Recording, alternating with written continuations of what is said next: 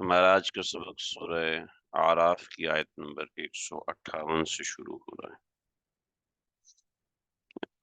بہت آسان سی بات ہے، اس میں سبق میں کوئی مشکل چیز نہیں ہے، بالکل ایسے ہی جیسے ہم نے پیچھے شروع کیا تھا، اور اس کے اندر بات چل رہی تھی نبی علیہ الصلوۃ والسلام پر ایمان لانے کی، اور الذین یتبعون الرسول النبی الامی، بنی اسرائیل کو ہدایت تھی کہ وہ نبی علیہ الصلوۃ والسلام پر ایمان لے کر آئیں، اور اس کی ایمان کی بابت یہاں پر ذکر تھا نبی الامی کا۔ تو اصل تذکرہ بنی اسرائیل کا چل رہا ہے، حضرت سیدنا موسیٰ علیہ السلام کا تذکرہ یہاں چل رہا ہے، اور اس کے اندر ایمان کا ذکر کیا، اور ایمان کے ذکر کے ساتھ بنیادی طور پر یہاں ایک بات سمجھا دی کہ پیغمبر علیہ السلام کا جو ظہور ہوا، وجود ہوا، یجدونہ مکتوبا عندہم فی التوراۃ والانجیل، تو اس بات کا ذکر ہوا کہ پیغمبر علیہ السلام کا جو وجود مسعود ہے، وہ ظاہری بات ہے یہ لوگ پہلے سے اس سے اویئر تھے، جب پہلے سے اویئر تھے تو کوئی ایسی بات نہیں ہے کہ ان سے کوئی الگ ہو۔ چنانچہ آگے اسی کا تذکرہ اس آیت مبارکہ سے اسی کا تذکرہ ہے۔ دراصل یہ ساری کی ساری بات، یہ جتنی بات ہوئی ہے، یہ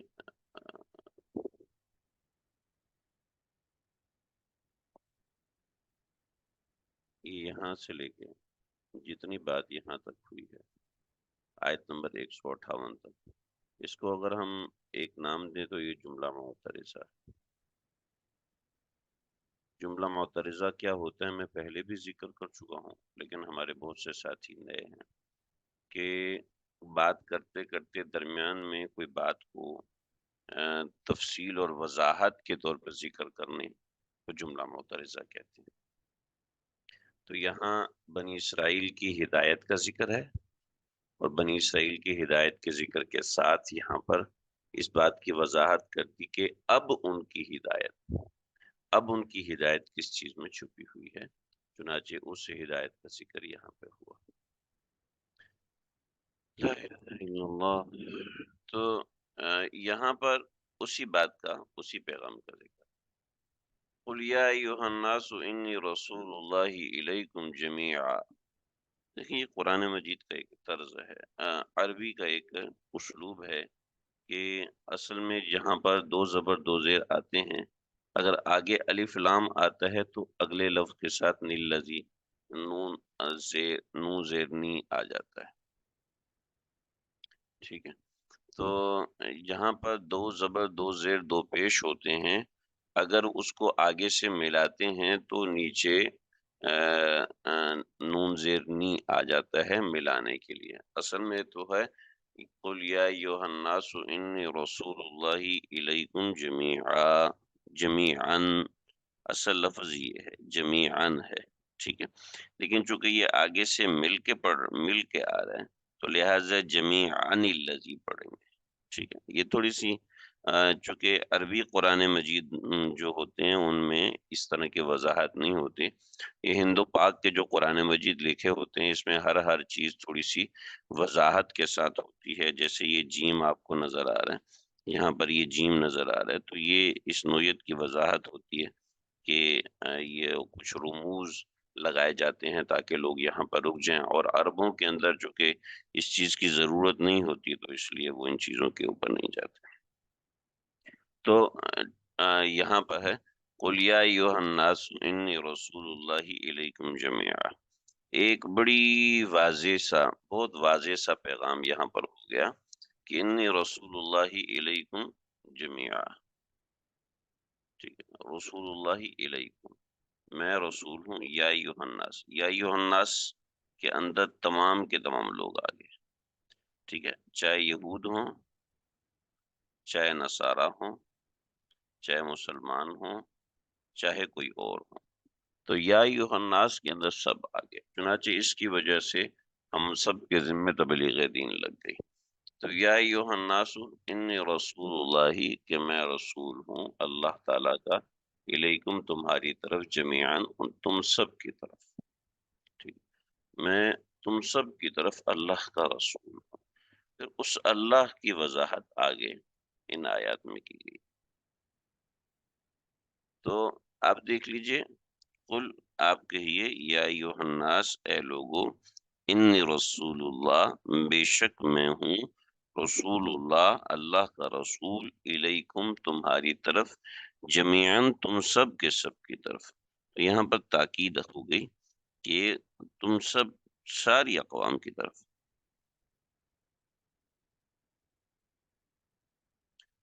ساری اقوام، چاہے وہ مسلم ہیں، چاہے وہ ہندو ہیں، چاہے وہ کوئی بھی۔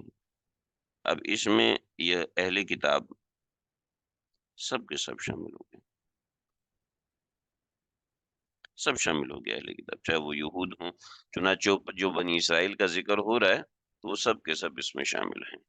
تو رسول اللہ علیکم جمیع، الذی، وہ اللہ، رسول اللہ، رسول اللہ کے اللہ کی آگے وضاحت ہے، الذی، وہ ذات ہے، لہو، کہ اسی کی ملکیت میں ہے، اسی کے لیے ہے ملک، ملکیت، بادشاہت، السماوات والارض، زمین آسمانوں کی اور زمینوں کی، لا الہ الا ہو، اس کے سوا کوئی معبود نہیں، لا الہ، کوئی معبود نہیں، الا ہو، اس کے سوا، یحیی، وہ زندہ کرتا ہے، ویمیت، وہ موت دیتا ہے۔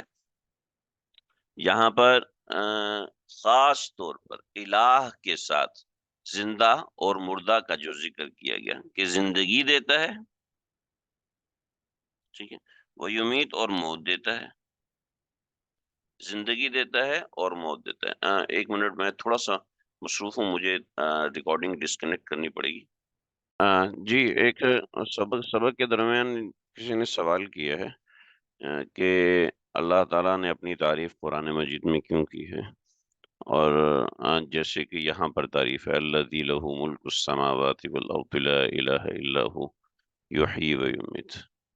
دیکھیے جی،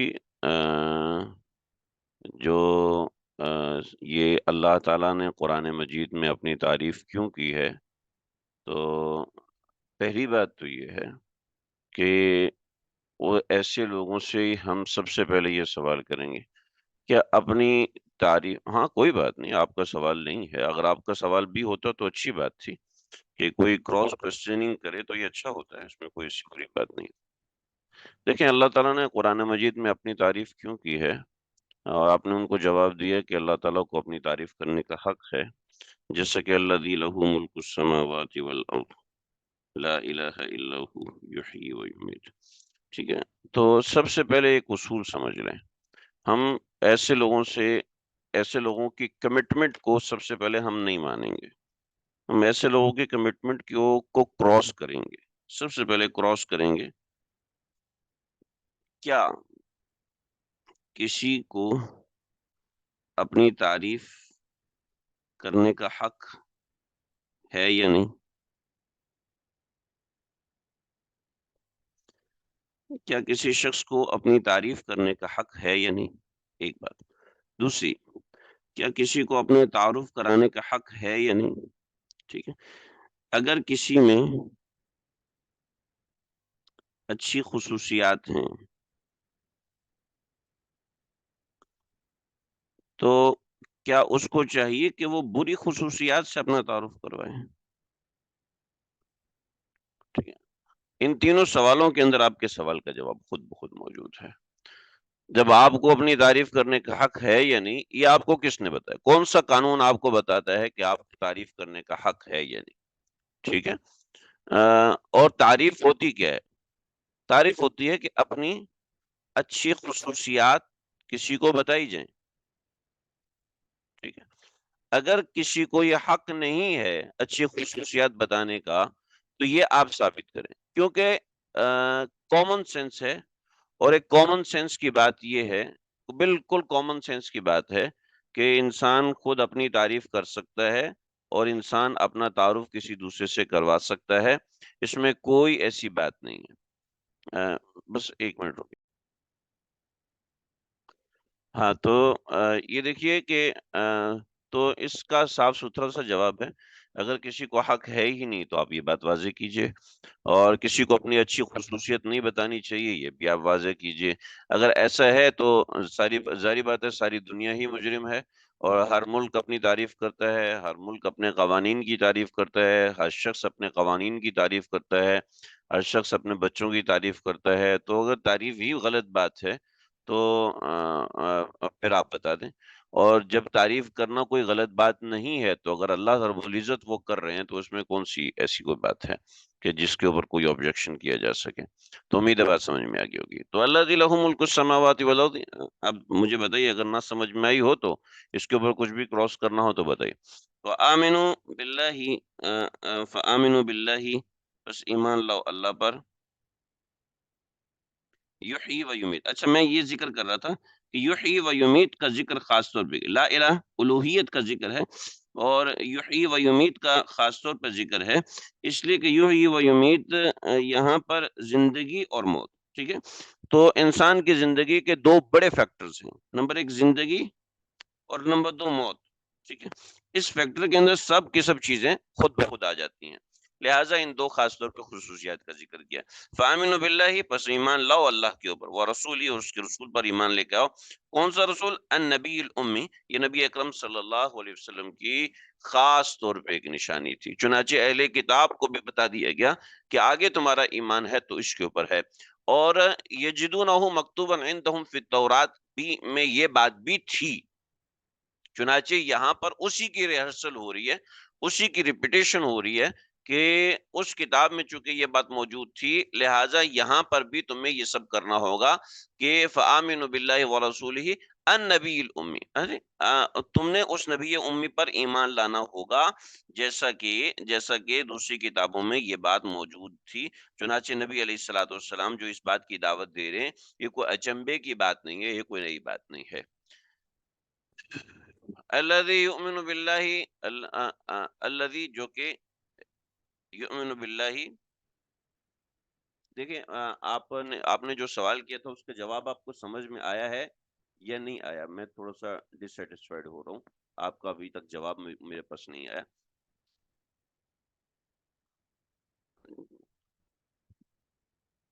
اتنی سی بات، اگر سر نبی اکرم صلی اللہ علیہ وسلم کے علاوہ باقی سب انبیاء پڑھے لکھے تھے، دیکھیں نبی اکرم صلی اللہ علیہ وسلم کے علاوہ دیگر تمام انبیاء بھی پڑھے لکھے نہیں تھے، ٹھیک ہے۔ آپ دیگر انبیاء کے بارے میں بھی یہی آتا ہے کہ وہ پڑھے لکھے نہیں تھے۔ ایک جگہ پر ہمارے قاری طیب صاحب نے لکھا ہے کہ حضرت عیسیٰ علیہ الصلوۃ والسلام جو تھے، حضرت عیسیٰ علیہ الصلوۃ والسلام کو ان کی والدہ صاحبہ نے کہیں پڑھنے کے لیے بٹھایا، تو انہوں نے جب پہلا لفظ پڑھایا تو انہوں نے اس کے اوپر سوال کھڑا کر دیا کہ یہ لفظ ایسے کھڑا ہوا کیوں ہے، اور اس لفظ سے پہلے کوئی لفظ ہے یا نہیں ہے؟ تو ان کے استاد نے کہا کہ اس لفظ سے پہلے تو کوئی لفظ نہیں ہے، کہ ایسا کیسے ہو سکتا ہے کہ ایک چیز کا وجود ہی نہ ہو، وہ اچانک سے وجود میں آ جائے؟ تو استاد کا دماغ ہل گیا اور گھومنے لگا۔ بعض روایت میں لکھا ہے کہ انہوں نے الف اور با پڑھایا تھا جو ان کی زبان کے الفاظ تھے، تو انہوں نے کہا کہ الف کھڑا کیوں ہے اور با لیٹا ہوا کیوں ہے، اور پھر الف کے اوپر کوئی نشان نہیں ہے اور با کے نیچے ایک نشان ہے، تو ان کا استاد سمجھ نہیں پایا، تو کہا کہ الف سے الوہیت کو ثابت کیا اور با سے وسیلہ ثابت کیا، تو وہ حیران رہ گیا، دماغ گھوم گیا اور اپنی والدہ کے پاس بھیج دیا کہ اس کو پڑھانا میرا کام نہیں ہے، یہ کہیں اور سے پڑھا ہوا ہے۔ پھر اس سے اگلا سوال کاؤنٹر کوশ্چن جو ہوگا آپ کی طرف سے وہ یہ ہونا چاہیے کہ جب دیگر دیگر پیغام، ماشاء اللہ سوال کیا ہے، دیگر انبیاء علیہ الصلوۃ والسلام بھی پڑھے لکھے نہیں تھے اور نبی اکرم صلی اللہ علیہ وسلم بھی پڑھے لکھے نہیں تھے، تو آپ علیہ الصلوۃ والسلام کے ساتھ نبی امی کا لگا جانا یہ کون سی خاص بات ہے؟ تو بات یہ ہے کہ پہلے زمانے کے اندر جتنے بھی پیغمبر تھے، ان سب پیغمبروں کے معاملات کے اندر پڑھائی لکھائی نہیں تھی، پڑھائی لکھائی ہوتی ہی نہیں تھی، ان کے ٹریڈیشن کا حصہ نہیں تھی، ٹھیک ہے۔ ان کی ٹریڈیشن کا حصہ نہیں تھی پڑھائی لکھائی.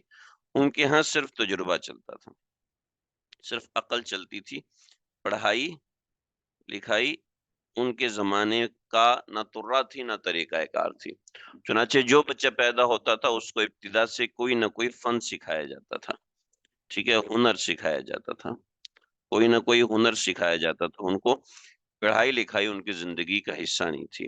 لیکن نبی علیہ الصلوۃ والسلام جس زمانے میں مبعوث ہوئے ہیں تو اس زمانے میں پڑھائی لکھائی ٹریڈیشن کا حصہ تھی.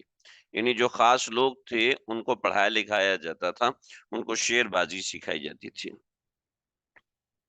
ان کو شعر بازی سکھائی جاتی تھی. اور دیگر کتابوں کے اندر بھی اس ٹریڈیشن کا ذکر تھا کہ ٹریڈیشن ساتھ ساتھ تبدیل ہوگا، چینج ہوگا. حضرت آدم علیہ الصلوۃ والسلام کا زمانہ دیکھیں، حضرت موسیٰ علیہ الصلوۃ والسلام کا زمانہ دیکھیں، حضرت عیسیٰ علیہ الصلوۃ والسلام کا زمانہ دیکھیں، اور یہ سب زمانے ہنر کے ہیں، ٹھیک ہے، فن کے ہیں. ان کے پاس کوئی نہ کوئی فن. حضرت موسیٰ علیہ الصلوۃ والسلام کے زمانے میں جادوگری تھی، ٹھیک ہے. حضرت عیسیٰ علیہ الصلوۃ والسلام کے زمانے میں شفا یابی تھی، ڈاکٹری تھی، جس کا آج کل کے پڑھنے لکھنے سے کوئی تعلق نہیں. خالصتاً ایک ہنر تھا. پٹی کرنے کا، آپ مجھے بتائیں پٹی کرنے کا پڑھنے سے کیا تعلق ہے؟ کسی کو بخار ہو گیا اس کو تھرمامیٹر لگانے کا پڑھنے سے کیا تعلق ہے؟ آج ہم نے تعلق بنایا، ورنہ بہت سے کمپاؤنڈر بغیر پڑھے لکھے ہوتے ہیں، وہ تھیوری نہیں جانتے لیکن اس کے باوجود کام کرتے ہیں. یہاں تو نہیں، البتہ ہمارے پنجاب میں آپ کو ایسا ڈھیر ملے گا. اتنی کہانیاں میرے پاس ہے، میں آپ کو سناتے سناتے آپ کے 2 گھنٹے ویسے ہی گزار دوں گا. تو یہ زمانہ فن کا تھا. حضرت آدم علیہ الصلوۃ والسلام زراعت کرتے تھے. حضرت موسیٰ علیہ الصلوۃ والسلام کے زمانے کے اندر جاگیرداری تھی. حضرت عیسیٰ علیہ الصلوۃ والسلام کے زمانے میں شفا یابی تھی. حضرت نوح علیہ الصلوۃ والسلام کے زمانے میں ترکھانی تھی، یعنی لکڑی کا بزنس تھا، ٹھیک ہے. تو یہ سب چیزیں تھیں، لہٰذا پڑھنا لکھنے کا ٹریڈیشن نہیں تھا. نبی اکرم صلی اللہ علیہ وسلم جب تشریف لائے تو پڑھنے لکھنے کا ٹریڈیشن تھا، ٹھیک ہے. پڑھنا لکھنا تہذیب میں شامل ہو چکا تھا. اس لیے سب سے پہلے لفظ اقرا نازل ہوا، کیونکہ اس زمانے میں ٹریڈیشن پڑھنا لکھنا تھا. چنانچہ جس ٹریڈیشن کے حساب سے دنیا چل رہی ہے اس ٹریڈیشن کے حساب سے آپ کو پڑھانا ہوگا، اس ٹریڈیشن کے حساب سے آپ کو چلانا ہوگا. لیکن اس ٹریڈیشن کے اندر ایک ایسا شخص آ کے حکومت کرے جو کہ وداؤٹ ٹریڈیشن چل رہا ہو تو اس کی ایک ٹریڈ مارک بن جاتی ہے. چنانچہ یہ آپ صلی اللہ علیہ وسلم کا سمجھ لو ایک ٹریڈ مارک تھا. اس زمانے میں سب اونچے لوگ پڑھے لکھے ہوتے تھے. حضرت عمر ابن خطاب پڑھے لکھے تھے، حضرت ابوبکر صدیق پڑھے لکھے تھے، حضرت عثمان فاروق پڑھے لکھے تھے، حضرت علی مرتضیٰ پڑھے لکھے تھے. یعنی ٹاپ میں جو لوگ آئے آپ صلی اللہ علیہ وسلم کے بعد بھی، اور اس زمانے میں جتنے لوگ تھے، جیسے ابو جہل سردار تھا، ابو لہب سردار تھا، ان جتنے بھی سرداران تھے، ابو سفیان سردار تھے، تو جتنے بھی سرداران تھے جو بعد میں بنے وہ سب پڑھے لکھے تھے. تو نبی علیہ الصلوۃ والسلام کی خاص طور پہ یہ نشانی تھی. تو امید ہے بات سمجھ میں آ گئی. تو پھر انجیل اور تورات لکھی ہوئی آئی تھی، تو پڑھی ہوئی. جی ماشاءاللہ بہت اچھا سوال کیا. انجیل اور تورات لکھی ہوئی آئی تھی، تو مسئلہ یہ ہے کہ انجیل و تورات لکھی ہوئی آئی تھیں، اور ایک منٹ، تورات اور انجیل تو لکھی ہوئی آئی ہیں، لیکن مسئلہ یہ ہے کہ اس کتاب کو صرف پیغمبر پڑھتا تھا اور نائب پیغمبر اس کو سیکھتا تھا، ٹھیک ہے. صرف پیغمبر اس کتاب کو پڑھتا تھا. دیگر تورات کی تلاوت پیغمبر کے علاوہ کسی نے نہیں کی.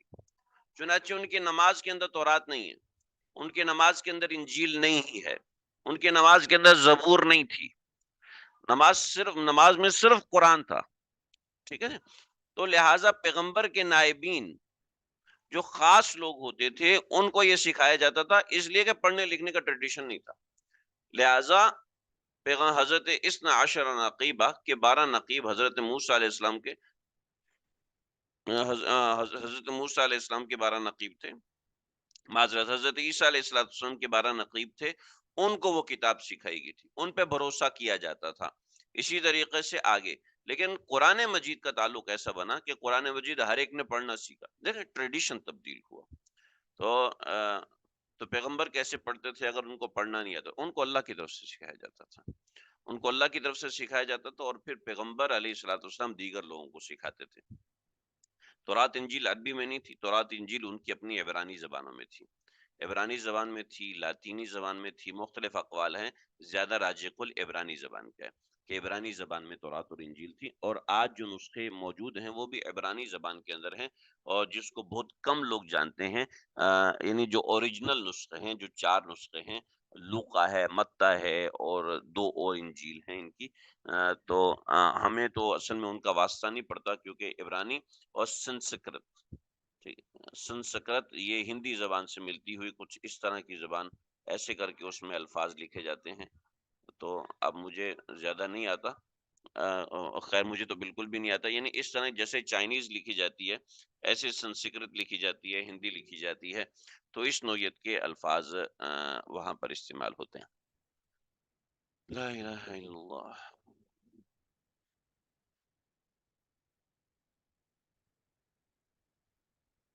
تو فآمنوا باللہ ورسولہ النبی الامی الذی یؤمن باللہ،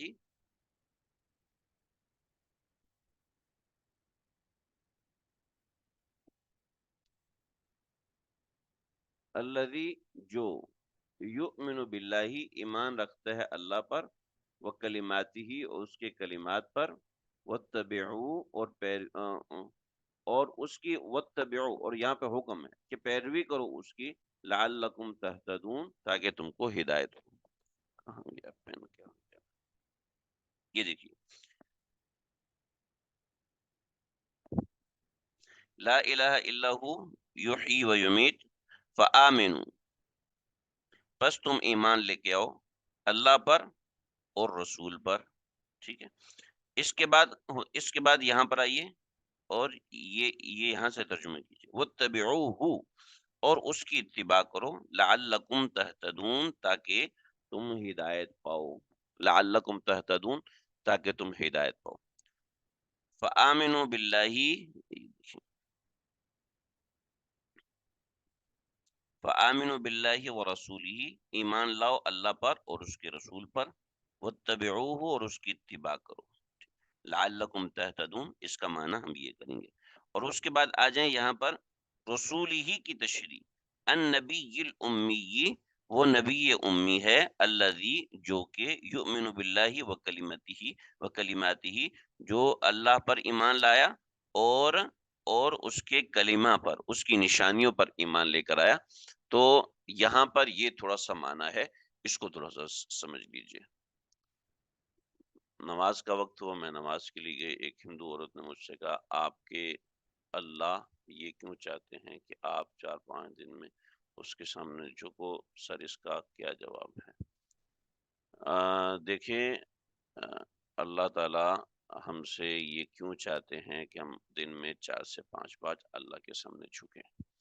تو میں نے آپ کو ایک اصولی بات بتا دی، آپ ایسے لوگوں کو سوال کا جواب دینے کے بجائے خود پھنس جائیں گے، جب تک آپ ان کے سوال کو کاؤنٹر نہیں کریں گے آپ خود پریشان ہو جائیں گے۔ اللہ یہ کیوں چاہتے ہیں ہم اس کے سامنے 5 مرتبہ جھکیں؟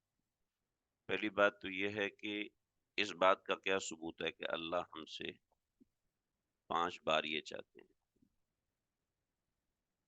اس لیے کہ ان کا کانسیپٹ ہمارے بارے میں صرف اتنا ہے کہ ہم اللہ کے سامنے 5 بار جھکتے ہیں، ہم تو 24/7 اللہ کے سامنے جھکتے ہیں، ظاہری جھکتے ہیں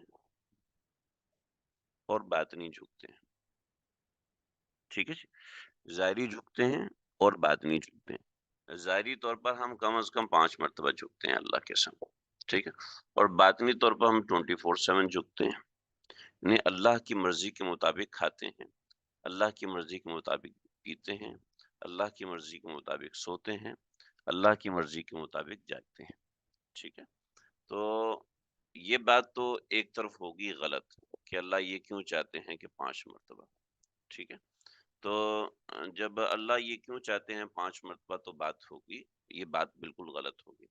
وجہ اس کی ہے کہ وہ سمجھتے ہیں جیسے ان کا بھگوان ہفتے میں 1 بار چاہتا ہے، ٹھیک ہے، تو ہم ان سے کہ 1 بار کیوں چاہتا ہے؟ یہ بتائیے، ان کا بھگوان چاہتا ہے کہ شادی کے موقع پہ، اور شادی کے موقع پہ کیوں چاہتا ہے؟ ارے بھائی، بات یہ نہیں ہے، آپ بنیاد جب غلط سمجھیں گے تو آپ کو مسئلہ ہوگا، ٹھیک ہے؟ ہمارے اللہ ہم سے یہ چاہنے کی جو بات ہے نا، یہ انسانی کانسیپٹ ہے، انسانی تصور ہے، اور اللہ کی ذات وہ ہے جو انسانی تصورات سے بالا تر ہے، انسانی تصورات سے باہر ہے۔ ان کے وہ جوابات تو آپ سمجھ سکتے ہیں، ان باتوں کے وہ یہ جوابات تو آپ سمجھ سکتے ہیں، ہندو نہیں سمجھ سکتے، غیر مسلم نہیں سمجھ سکتے۔ چنانچہ ان سے اس نوعیت کے سوال کرنے چاہیے۔ سب سے پہلا، یہ تو میں نے آپ کو سمجھانے کے لیے بتایا، سب سے پہلے تو آپ ان سے یہ سوال کریں بھئی کتنی بار چاہنا چاہیے، کتنی بار جھکنا چاہیے اور کیوں؟ ٹھیک ہے جی؟ دیکھیں، ظاہری جھکنا ریکال ہے، ریکالنگ ہے باطنی جھکنے کے لیے۔ تو اللہ رب العزت انسان کو دن میں 5 اوقات میں یاد دہانی کرواتے ہیں کہ باطنی طور پر تم نے میرے سامنے جھک کے رہنا ہے، اور یہ 5 مرتبہ جھکنا اللہ کے سامنے اتنے بینیفٹ لے کے آیا ہوا ہے جس کا آپ تصور نہیں کر سکتے۔ فار ایگزامپل، آپ سڑک پہ جا رہے ہیں، ٹھیک ہے؟ سڑک پہ جا رہے ہیں تو سڑک پہ ہر موڑ کے اوپر ایک سائن آتا ہے، ٹھیک، ایک سائن بورڈ آتا ہے۔ یہ سائن بورڈ آپ کو بتاتا ہے کہ سڑک اس طرف مڑ رہی ہے، ٹھیک ہے جی؟ اسی طریقے سے یہاں پر آگے اور ایک لائٹ آ گئی، ٹھیک ہے؟ ہائی وے پہ جا رہے ہیں تو آپ کو سائن آئے گا اتنے وقت کے بعد سپیڈ بریکر ہے، ٹھیک ہے؟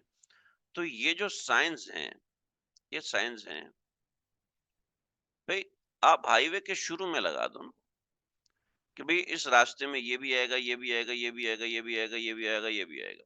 آپ بار بار ریکال کیوں کرا رہے ہیں؟ ٹھیک ہے؟ اس کا مطلب ہے ریکالنگ ضروری ہے۔ یہ ہائی ویز کا سسٹم ہے، آپ کے لا ہیں، ٹھیک ہے؟ پیپسی ہے، یہ اپنا ایڈورٹیزمنٹ دیتی ہے۔ کوک ہے، یہ اپنا میں نے زندگی میں شاید 1 یا 2 بار پیپسی پی ہوگی، ٹھیک ہے؟ لیکن شاید ملین آف ٹائمز میں پیپسی کا ایڈورٹیزمنٹ کہیں ہولڈنگ پہ، کہیں میسیجز پہ، کہیں اخبار میں ملینز آف ٹائم میں دیکھ چکا ہوں، ٹھیک ہے؟ ریکالنگ، ٹھیک ہے؟ دنیا کے اندر ریکالنگ سب سے زیادہ اہم ہے۔ جس کی ریکالنگ جتنی زیادہ ہوگی، اس کی ریکالنگ، اس کی یاد دہانی اتنی رہے گی۔ چنانچہ وہ کبھی گدھے کو پیپسی پلا رہے ہیں، کبھی کتے کو پلا رہے ہیں، مجھے نہیں پتا پلائی یا نہیں پلائی، لیکن کبھی وہ کتے کو پلا رہے ہیں، کبھی گدھے کو پلا رہے ہیں، کبھی ریچھ کو پلا رہے ہیں، کبھی کس کو پلا رہے ہیں، کبھی انسان کو پلا رہے ہیں، کبھی کرکٹر کو پلا رہے ہیں، کبھی موسیقار کو پلا رہے ہیں۔ وہ دن میں کتنی مرتبہ ریکال کرتا ہے؟ تو اللہ رب العزت نے ایک ٹائم سیٹ کر لیا کہ دن اور رات میں 5 موڑ آتے ہیں، وہ 5 موڑ ہیں، ہر موڑ کے اوپر اللہ نے ریکال کروایا ہے کہ تم میرے بندے ہو، مجھے یاد رکھنا، میرے بندے ہو، مجھے یاد۔ اب وہ یہ کیوں چاہتا ہے، اس کے لیے یہ ایک پورا ایک سائن ہے، ایک طریقہ کار ہے کہ وہ یہ کیوں چاہتا ہے اس کو یاد رکھا جائے۔ لیکن اس کیوں کے پیچھے جانے سے پہلے ہم کہیں گے بھی ہر کیوں کی ہزاروں وجوہات ہو سکتی ہیں، آپ کتنی وجہ سمجھ سکتے ہو، یہ دیکھو۔ تو یہ ہے اللہ رب العزت، جیسے دنیاوی قانون ہے اب ریکالنگ کا، تو یہ بھی اللہ نے ریکال کروایا ہے۔ روزانہ دن میں 5 موڑ آتے ہیں، ان 5 موڑوں میں ایک موڑ صبح کا آتا ہے جب سو کے اٹھتے ہیں، ایک موڑ رات کا آتا ہے جب آپ سونے لگتے ہیں، ٹھیک ہے؟ ایک موڑ دن کا آتا ہے جس وقت دن ڈھل رہا ہوتا ہے، زوال ہو رہا ہوتا ہے، ٹھیک ہے؟ پھر اگلا موڑ آتا ہے کہ جب دن کا اختتام ہونے والا ہوتا ہے، اور اگلا موڑ جب دن ختم ہو جاتا ہے، ٹھیک ہے؟ تو یہ موڑ آتے ہیں، یہ 5 مرکزی موڑ زندگی کے دن کے ہوتے ہیں۔ ان 5 موڑ پہ اللہ نے ہمیں یاد دلایا ہے کہ اس وقت تم مجھے یاد کرو، یاد رکھنا، پھر اس کے مختلف فضائل گنائے ہیں۔ تو امید ہے بات سمجھ میں آ گئی ہوگی، اس میں کوئی اشکال کی بات نہیں رہی ہوگی۔ اگر پھر بھی کوئی اشکال کی بات ہو، بطور مثال آپ چپ تو ہو گئے ہیں لیکن دل آپ کا مطمئن نہیں ہے، تو اور بھی چیزیں بتا دوں گا، لیکن ظاہر بات ہے سب لوگ اس کو سمجھ نہیں پائیں گے۔ دیکھیں جی، قصہ اسی طرف سے دوبارہ شروع ہو رہا ہے۔ اور بات وہاں سے دوبارہ آ رہی ہے، یہ نبی اکرم صلی اللہ علیہ وسلم کی ذات گرامی کے حوالے سے بات ہوگی۔ آگے قوم موسیٰ کی بات دوبارہ آ رہی۔ ایسا نہیں ہے کہ ساری قوم موسیٰ دو نمبر ہے، بلکہ یہود کے اندر بھی بہت سے ایسے لوگ ہیں جو کہ ٹھیک ہیں، نصارہ کے اندر بھی بہت سے ایسے لوگ ہیں جو کہ ٹھیک ہیں۔ اس وقت کی بات نہیں کر رہا، جب قرآن نازل ہو رہا ہے اس وقت کی بات ہو رہی ہے۔ جس وقت قرآن نازل ہو رہا ہے اس وقت بہت سے لوگ ایسے ہیں جو کہ ہدایت کو اپنانا چاہتے ہیں، ہدایت کو دل سے لگانا چاہتے ہیں، سمجھنا چاہتے ہیں۔ چنانچہ اللہ رب العزت نے 7واں پارہ وَإِذَا سَمِعُوا مَا أُنزِلَ إِلَيْهِ، 7ویں پارے کے اندر بھی ہمارا ذکر آیا تھا۔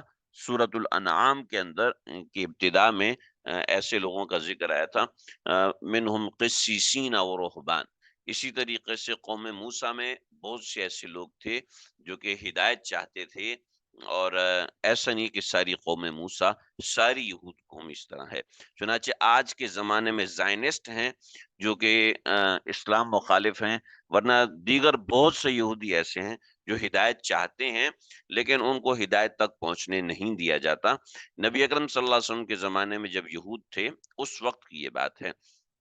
ومن قوم اچھا، اس کے اندر کچھ تفصیل ہے، وہ تفصیل ہم انشاءاللہ کل ہم شاید ہمارا سبق نہ ہو سکے، میری فیملی گئی ہوئے واپس آ رہی ہے انشاءاللہ، تو کل تو میں ادھر بزی ہوں گا۔ تو یہاں ہو سکتا ہے انشاءاللہ ہم پیر کے دن اس کو پڑھیں گے۔ یہ پورا واقعہ ہے، میں نے وہ واقعہ لکھا ہوا ہے، آپ اس کو ضرور پڑھ لیجئے گا، میں گروپ میں بھی پیسٹ کر دوں گا۔ لیکن ان آیات کو سمجھ لیں، ان آیات کی تفصیل ہم بقرہ میں پڑھ چکے ہیں، یا میں اشارہ دوں گا۔ ومن قوم موسیٰ، اور قوم موسیٰ کے اندر امتن، ایک ایسا گروہ موجود ہے، ومن قوم موسیٰ، اور موسیٰ علیہ السلام کی قوم میں، امتن ایک ایسا گروہ موجود ہے، امتن ایک ایسی جماعت موجود ہے، امتن ایک ایسا گروہ موجود ہے، اس کی کیا خاصیت ہے؟ یہدون بالحق، یہدون جو کہ راستہ دکھاتی ہے، بالحق حق کا، ٹھیک ہے، یہدون بالحق جو کہ حق کا راستہ دکھاتی ہے، ایسی جماعت ہے، ایسا گروہ ہے جو حق کا راستہ دکھاتا ہے۔ وَبِهِ يَعْدِلُونَ،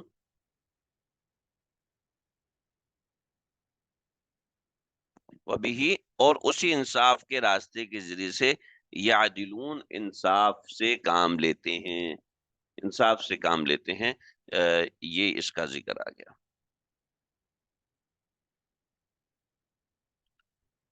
کچھ باتیں میں نے وائٹ بورڈ پہ سمجھانی ہے، لیکن فی الحال اگر آگے ہم دیکھیں، میں تھوڑا سا اس کو وضاحت کے ساتھ بتاؤں گا تاکہ بات واضح ہو جائے قوم موسیٰ علیہ الصلوۃ والسلام کے حوالے سے۔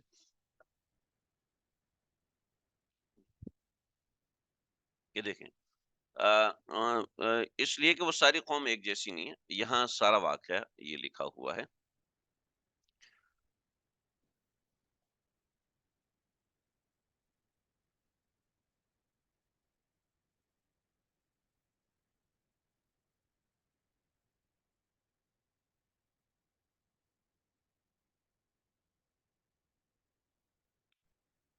یہ واقعہ لکھا ہوا ہے، اس کو آپ ایک دفعہ پڑھ لیجئے گا، انشاءاللہ آپ کو چیز کافی اچھے سے سمجھ میں آ جائے گی۔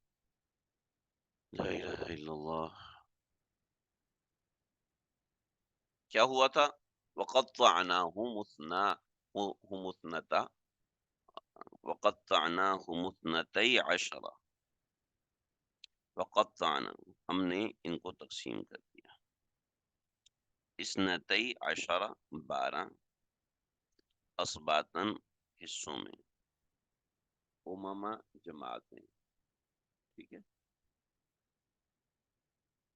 وقطعناہم ہم نے ان کو یعنی بنی اسرائیل کو، اثنتی عشرہ عشرتا اسباطن امما، ہم نے ان کو 12 خاندانوں میں تقسیم کر دیا، 12 خاندانوں میں، اسباط، اسباط اصل میں خاندان کو کہتے ہیں، ٹھیک ہے۔ امما جو کہ انتظامی اعتبار سے الگ الگ جماعتیں تھیں، ٹھیک ہے، انتظامی اعتبار سے الگ جماعتیں تھیں۔ وَأَوْحَيْنَا إِلَى موسیٰ، اور ہم نے حضرت موسیٰ سے کہا۔ اچھا، یہ مختلف اوقات ہیں، مختلف واقعات ہیں، یہ 12 حصوں میں تقسیم ہو گئے۔ حضرت حضرت یعقوب علیہ السلام کے 12 بیٹے تھے، اس میں وَأَوْحَيْنَا، میں اس کو بتاتا ہوں، وَأَوْحَيْنَا، اور ہم نے وحی کی، إِلَى موسیٰ، حضرت موسیٰ کی طرف، إِذِ اسْتَسْقَاهُ، جب پانی مانگا ان سے، قومہ، ان کی قوم نے۔ واقعہ پیچھے سورہ بقرہ میں تفصیل سے گزر چکا ہے کہ کیسے انہوں نے حضرت موسیٰ علیہ السلام سے پانی مانگا، تو ان اضرب بعصاک الحجر، کہ مارو اپنے عصا کے ذریعے سے پتھر کو، فانبجست، پھوٹ نکلے، منہ، اس سے، اثنتا عشر عینا، 12 چشمے، قد علم کل اناس مشربہم، اور وہ ایسے پھوٹے کہ ہر بندے کو اپنا مشرب پتا تھا۔ وظللنا، ایک اور احسانات، وظللنا علیہم الغمام، ان کے اوپر ہم نے بادلوں سے سایہ کیا، وانزلنا علیہم المن، اور ہم نے اتارا ان کے اوپر من، والسلویٰ، اور سلویٰ، یعنی میٹھا اور نمکین کھانا اتارا، کلو، اور یہ کہا کہ کھاؤ، من طیباتی، پاکیزہ چیزوں میں سے، ما رزقناکم، جو رزق ہم نے تم کو دیا ہے، وما ظلمونا، اور ہم نے تمہارے اوپر ظلم نہیں کیا، وما ظلمونا، اور ہم نے ان پر ظلم نہیں کیا، ولکن کانوا انفسہم یظلمون، لیکن انہوں نے خود اپنی جانوں پر ظلم کیا۔ یہ اللہ رب العزت ان بنی اسرائیل کو سمجھا رہے ہیں کہ دیکھو، تمہارے جو بڑے آبا و اجداد تھے، ان کے ساتھ ہم نے تو اتنی اچھائی کی، لیکن انہوں نے ایسے ایسے معاملات کی۔ اس کی تفصیل ہم پیچھے بقرہ میں پڑھ چکے ہیں، لیکن میں کچھ تفصیلات انشاءاللہ اس کی ذکر کرنا چاہتا ہوں، ہم انشاءاللہ درس میں ذکر کریں گے۔ میرے لیے ممکن ہوا تو ان کی تصاویر، ان مقامات کی جو ممکنہ تصاویر ہے، لوکیشن ہے، وہ میں لگا کے کروں گا، تاکہ ہمارے سبق میں، پچھلے سبق کی طرح نہ رہ جائے، تھوڑی سی جدت اس میں آ جائے۔ وَإِذَا قِيلَ لَهُمْ، اور جب ان سے کہا گیا، اسکنوا هذه القریہ، اس شہر میں رہو، وکلوا منها حیث شئتم، کھاؤ جہاں سے، وقولوا حطۃ، اور کہو کہ ہم فرما بردار ہیں، وادخلوا الباب سجدا، اور اس شہر میں بیت المقدس میں داخل ہونا، سجدا، سجدے کی حالت میں، نغفر لکم خطایاکم، ہم معاف کر دیں گے تمہاری خطایات کو، سنزید المحسنین، اور ہم مزید دیں گے نیکوکاروں کو۔ لیکن کیا کیا، فبدل الذین ظلموا، تبدیل کر دیا، فبدل الذین ظلموا منہم، ان میں سے جن لوگوں نے ظلم کیا، انہوں نے بدل یہ کر دیا، کس کو، قولا غیر الذی قیل لہم، اس قول سے جو کہ ان سے نہیں کہا گیا تھا، اسے، حتۃ، فرما برداری کا جملہ تھا، فرما برداری کے جملے سے انہوں نے حنتۃ فی حنتۃ فی برۃ، حنتۃ فی شعیرۃ کے جملے سے انہوں نے تبدیل کر دیا۔ پیچھے سورہ بقرہ میں ہم پڑھ چکے ہیں، سورہ بقرہ کا آپ 5واں 6واں رکوع اگر نکالیں گے تو اس کے اندر وہ ساری تفصیلات لکھی ہوگی۔ فَأَرْسَلْنَا عَلَيْهِمْ رِجْزًا مِّنَ السَّمَاءِ، ارسلنا علیہم، ہم نے ان کے اوپر بھیجا، رجزن، عذاب، من السماء، آسمان سے، بما كانوا یظلمون، ان کے ظلم کی وجہ سے۔ لا الہ الا اللہ، اس کے حوالے سے بہت ساری تفصیلات ہیں، کئی سارے واقعات یہاں پر ذکر ہوئے ہیں، لیکن بل یہاں پر فی الحال موقع ہے نہیں اس کو ذکر کرنے کا، لیکن بنی اسرائیل کے اندر اس طرح کی چیزیں آئی تھیں، چنانچہ اللہ رب العزت نے یہاں پر اس کو بیان فرمایا ہے۔ تو بنی اسرائیل کا معاملہ کا ایک قصہ یہاں پر مکمل ہوا۔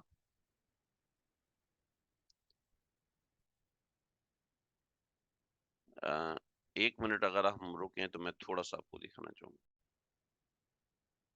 تو بار بار ان چیزوں کا ذکر، آپ کا سوال یہ تھا نا کہ یہ نعمتیں جب اللہ رب العزت نے بیان فرمائی ہیں تو یہ بار بار ذکر کرنے کی کیا ضرورت تھی؟ تو ضرورت یہ ہوتی ہے، ایک بات کو تکرار کے ساتھ ذکر کرنے کی ضرورت اس لیے ہوتی ہے کہ بعض مرتبہ وہ بات زوردار طریقے سے اثر کرتی ہے، بعض مرتبہ کمزور طریقے سے اثر کرتی ہے، تو جہاں امکان ہوتا ہے کہ مضبوط طریقے سے اثر کرے تو وہاں پر اس کو مضبوط طریقے سے دوبارہ بھی ذکر کیا جاتا ہے، سہ بارہ بھی ذکر کیا جاتا ہے، 10-15 مرتبے بھی ذکر کیا جاتا ہے۔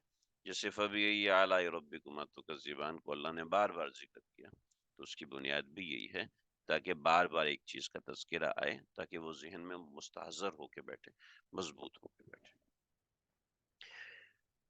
میں آج کافی عرصے کے بعد آپ لوگوں کے سوالات سے بہت خوش ہوا ہوں، بہت مطمئن ہوا ہوں کہ ماشاءاللہ آنکھیں کھول کے آپ لوگ سبق سن رہے ہیں، اور آنکھیں کھول کے اس کو سمجھنے کی کوشش کرتے ہیں اور اس ریجڈنس کے ساتھ سمجھنے کی کوشش کرتے ہیں کہ سخت سے سخت اشکال ذہن میں بھی آئے تو ہم اس کو حل کریں گے۔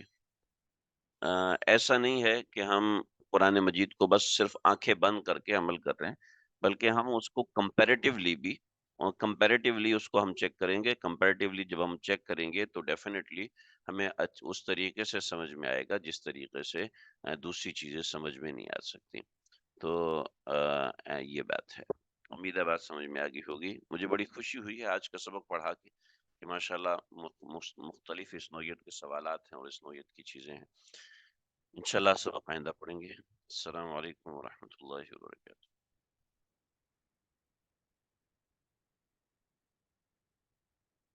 حضرت یہاں کس کانٹیکس میں